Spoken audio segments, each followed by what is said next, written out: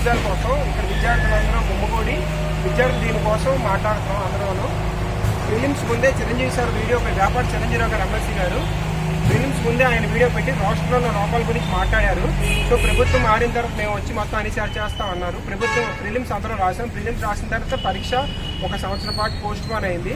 ఈ సంవత్సరంలో గవర్నమెంట్ ఏమైనా మాకు సానుకూలంగా స్పందించి రాష్ట్రం గురించి మాట్లాడుతుంది అనుకున్నాం, కానీ గవర్నమెంట్ కూడా ఏం మాట్లాడట్లేదు. ఇంకా ఎగ్జామ్ 10 రోజుల ముందు ఉన్నప్పుడు మేము అందరూ ఎందుకు గుమ్ముకోవడం కోర్టు కూడా స్టే ఇచ్చింది. కోర్టు కూడా 18కి వాయిదా వేసింది. సో ఈ రాష్ట్రంలో ఉన్న లోపాలన్నీ సరిదిద్దాలని ప్రభుత్వాన్ని మేము మా విద్యార్థులందరూ మా ఈ బాధని విజ్ఞప్తి చేస్తున్నాం ప్రభుత్వానికి. మొత్తం 4 జోన్లో జోన్ 1, జోన్ 2, జోన్ 3, జోన్ 4లో ఇప్పుడు జోన్ 4 ఎక్కువగా నష్టపోతుంది.